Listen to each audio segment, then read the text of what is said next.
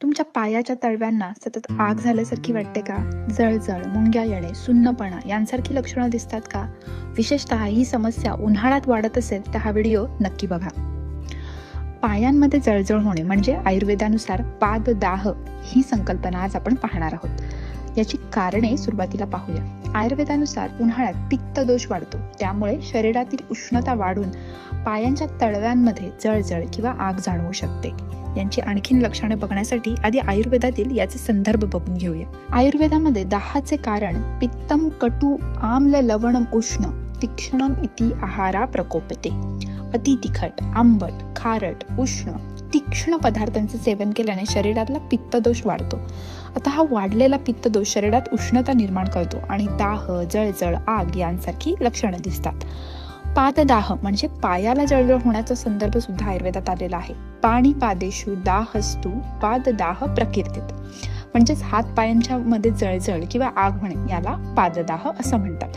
आता हे कसं होतं पाहिलं तर अति तिखट, आंबट, खारट पदार्थ किंवा मद्यपान, जास्त उन्हात फिरणे, राग, ताणतणाव, स्ट्रेस, अपुरी झोप, पित्तवर्धक जीवनशैली, रक्तदुष्टी आणि मधुमेहासारखे जर आजार असतील तर विशेषतः पित्ताचे काही प्रकार आयुर्वेदात सांगितले, त्यामध्ये भ्राजक पित्त आणि रंजक पित्त हे शरीरात वाढतं.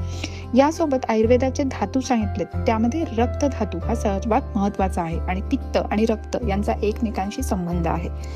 यामध्ये रक्तवाही स्रोतस आणि रसवाही स्रोतस या दोन्ही स्रोतसांमध्ये उष्णता आणि दाह या दोन्ही गोष्टी निर्माण होतात. ही सर्व संकल्पना पायांच्या जागी घडत असल्यामुळे, पायांच्या प्रदेशात घडत असल्यामुळे तळव्यांमध्ये आपल्याला दोषांचे संचय होऊन दाह जाणवतो. आता याची लक्षणं कुठल्या स्वरूपात दिसतात तर पायांची आग होणे, जळजळ होणे, उष्णता वाटणे, लालसरपणा वाटणे, मुंग्या येणे, कधी कधी खाज वाटणे आणि सुन्नपणा यांसारखी लक्षणे आपल्याला दिसतात. आयुर्वेदिक दृष्टिकोन बघितला तर मुळात हा पित्तज विकार आहे आणि जसं आपण पाहिलं पित्त आणि रक्त यांचा संबंध असल्यामुळे रक्तदुष्टीजन्य सुद्धा या विकाराला आपण कन्सिडर करू शकतो.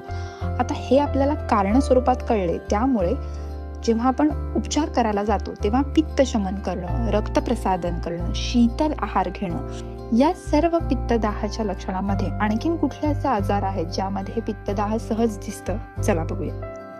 नंबर 1, मधुमेह. रक्तातील साखर ही दीर्घकाळ जर वाढलेली असेल तर त्यांचा नसांवर परिणाम होतो आणि त्यामुळे सुद्धा पायात जळजळ, मुंग्या येणे, सुन्नपणा, आग वाटणे यांसारखी लक्षणं दिसतात. Number 2, thyroid. यामध्ये स्पेसिफिकली हायपोथायरॉइडिझम मध्ये हार्मोन्स कमी झाल्यामुळं पेरिफेरल न्यूरोपॅथी, आधुनिक शास्त्रामध्ये याचे खूपदा वर्णन आलेले आहे. यामुळे पायात जडपणा, मुंग्या आणि जळजळ यांसारखी लक्षणं वाटू शकतात. विटामिन B12 ची कमतरता, यामुळे नसांचे पोषण कमी होते आणि त्यामुळे पायांमध्ये आग, सुन्नपणा किंवा कधी कधी तोल जाणे यांसारखी लक्षणं सुद्धा दिसू शकतात. नंबर 4, ॲनिमिया, रक्तक्षय. आयर्न आणि फोलिक ऍसिड किंवा विटामिन B12 यांच्या अभावामुळे अशक्तपणा आणि पायांमध्ये अस्वस्थता किंवा जळजळ वाटू शकते.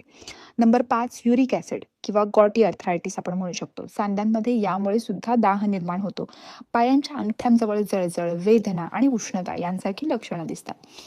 किडनी डिसीजेस असतील तर त्यामध्ये सुद्धा शरीरातील विषद्रव्य, ज्याला आम किंवा टॉक्झिन्स म्हणतो, यांचा शरीरातील नसांवर परिणाम होतो आणि त्यामुळे सुद्धा पायांमध्ये आग आणि मुंग्या येऊ शकतात. Number 7, liver disorders. चयापचय म्हणजे मेटाबॉलिझमच्या बिघाडामुळे हातापायांमध्ये जळजळ होणं. Number 8, varicose व्हेन्स. रक्तप्रवाह जर नीट नाही होत नसेल तर त्यामुळे सुद्धा पायांमध्ये जळजळ, जडपणा, सूज यांसारखी लक्षणे दिसू शकतात. नंबर 9, मेनोपॉज नंतरच्या महिलांमध्ये शरीरात उष्णता आणि तळपायांची जळजळ यांसारखी लक्षणे सर्रास दिसतात. नंबर 10, वातरक्त, ज्याला आपण आयुर्वेदिक वातरक्ताच्या कन्सेप्ट सोबत किंवा रक्तदुष्टीमुळे शरीरात वात वाढल्यामुळे पायांमध्ये दाह, जळजळ आणि वेदना यांसारख्या लक्षणांसोबत कम्पेअर करू शकतो. या सगळ्यासोबत आता ट्रीटमेंट कुठली करावी आणि कुठल्या अशा घरगुती उपाय आहेत ज्यांचा आपण वापर करावा, चला बघूया. घरगुती उपाय. नंबर 1, तुपाचे सेवन. दररोज 1 ते 2 चमचे साजूक गाईचं तूप आहारामध्ये नक्की घ्यावं. हे पित्त शांत करून शरीरातील उष्णता कमी करतं. नंबर 2, धणे जिरे यांचं पाणी. 1 चमचा धणे आणि 1 चमचा जिरे रात्री भिजत ठेवावे आणि ते पाणी सकाळी गाळून प्यावे. शक्य असेल तर धणे आणि जिरे यांची पेस्ट करून ते पाणी घेतल्यास शरीराला आणखीन थंडावा मिळतो. नंबर 3, कोरफडीचा रस. 10 ते 20 ml कोरफडीचा रस सकाळी घ्यावा, पित्त कमी करण्यासाठी खूप उपयुक्त आहे. नंबर 4, नारळ पाणी. आठवड्यातून 3 ते 4 वेळा नारळ किंवा शहाळ्याचं पाणी घेणं शरीरातील दाह आणि उष्णता कमी करण्यास मदत करतं. नंबर 5, पायांना तुपाची मालिश करणं. झोपण्यापूर्वी पायांच्या तळव्यांना गाईचं तूप आणि नारळ तेल लावून मालिश करणं खूप गरजेचं आहे. यामुळे जळजळ आणि आग कमी होण्यास मदत होते. हे झाले बाह्य स्वरूपातील काही उपाय. पण यासोबत शरीरामध्ये पाणी धरून ठेवणाऱ्या फळं आणि भाज्या यांचा समावेश करणं आहाराच्या माध्यमातून हे सगळ्यात जास्त रिझल्ट्स देण्यासाठी कारणीभूत ठरतं. यासोबत त्रिफळा चूर्ण जे पोट साफ होण्यासाठी, शरीरातील टॉक्झिन्स बाहेर काढण्यासाठी मदत करतं, त्याचा सुद्धा वापर करू शकतो. आता पाहूया पंचकर्म जे शरीरातील दाह आणि टॉक्झिन्स कमी करण्यासाठी मदत करतात. नंबर 1, पंचकर्मांमध्ये प्रतिमर्शनस्य म्हणजे पित्तशमनासाठी वात आणि पित्त यांचे संतुलन करण्यासाठी नस्य करावं. नाकामध्ये ऑइलिंग किंवा तेलाचे थेंब टाकावेत. यामध्ये सकाळी किंवा संध्याकाळी प्रत्येक नाकपुडीमध्ये 2-2 शुद्ध गाईच्या तुपाचे थेंब टाकणं हे वैद्याच्या सल्ल्याने करणं अतिउत्तम ठरेल. यामुळे शरीरातील कोरडेपणा कमी होतो, वात पित्त शांत होण्यास मदत होते.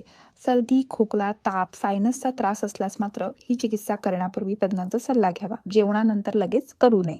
नंबर 2, पादाभ्यंग. पायांना तूप किंवा तेल लावण्यामुळे विशेष फायदा मिळतो. रात्री झोपण्यापूर्वी गाईचं तूप, नारळ तेल वैद्यांच्या सल्ल्याने योग्य तेल वापरून ते लावावं. 5 ते 10 मिनिटं हलक्या हाताने मसाज करावा. यामुळे झोप सुधारते, जळजळ आणि पायांची आग कमी होण्यास मदत होते. बुरशीजन्य संसर्ग असेल किंवा जखम झालेली असेल तर मात्र हा उपक्रम टाळावा. नंबर 3, शीतल पादाभ्यंग. यामध्ये थंडगार पाणी नव्हे तर नॉर्मल रूम टेम्परेचरच्या पाण्यामध्ये 5 ते 10 मिनिटं पाय टाकून ठेवावे. यावेळेस यामध्ये खडे मिठाचा वापर सुद्धा आपण करू शकतो आणि त्यानंतर पाय पुसून त्याला तूप लावावे. यामुळे तात्पुरता आराम मिळतो, पण पित्तजन्य दाह कमी होण्यास मदत होते. बर्फाचे पाणी वापरू नये. मधुमेही रुग्णांनी पाण्याचे तापमान हे तपासून घ्यावे. नंबर 4, अंतर्गत स्नेह. यामुळे आहारामध्ये 1 ते 2 चमचे गाईचे तूप घ्यावे. पित्त शमनासाठी, धातू पोषणासाठी खूप उपयोगी आहे. नंबर 5, शीतली किंवा शीतकारी प्राणायाम शरीरातील उष्णता कमी करण्यासाठी मदत करतं. पित्तप्रधान व्यक्तींना याचा विशेष लाभ होतो. खूप थंड वातावरणामध्ये हा उपक्रम करू नये. दमा किंवा श्वसन विकार असल्यास त्यांनी सुद्धा हा प्राणायाम करण्यापूर्वी तज्ञांचा सल्ला घ्यावा. आता पाहूया अपथ्य गोष्टी कुठल्या आहेत. तर अति तिखट, आंबट, तेलकट पदार्थ टाळावेत. मद्यपान टाळावा. उन्हात जास्त वेळ राहणे टाळावे. रात्रभर जागरण करणे टाळावे. गरम पाण्याने पाय धुणे टाळावे. स्वतःहून विरेचन किंवा बस्ती घेण्याचा प्रयत्न करू नये. मधुमेह असेल, पाय खूप सुन्न पडत असतील, चालताना तोल जात असेल आणि पायामध्ये जखमा असतील, अचानक जळजळ जास्त वाढली आणि वेदना जास्त झाल्या तर मात्र डॉक्टरांचा सल्ला लगेच घ्यावा.